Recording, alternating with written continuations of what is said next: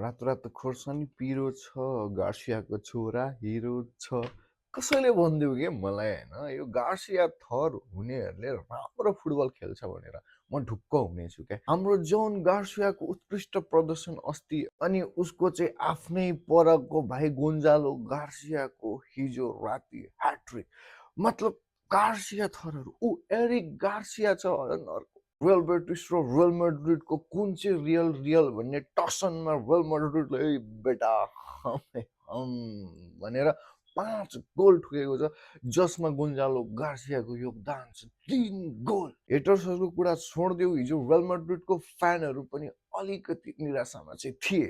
5-1 को प्रेडिक्सन त कसैले पनि गरेको थिएन। रियल मैड्रिडले हिजो उत्कृष्ट खेल खेलेको छ जसमा रोड्रिगोले पनि आफ्नो तर्फबाट उत्कृष्ट प्रदर्शन दिएका छन्।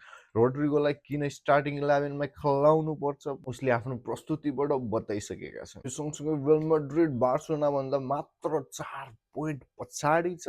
एम्बापे नहुँदा पनि रियल मैड्रिडले यतिको प्रदर्शन गर्छ भनेर चाहिँ देखाइदियो के। एनिवेज गाइस बधाई छ रियल मैड्रिड फ्यानहरूलाई, रियल मैड्रिड क्लबलाई पनि बधाई छ।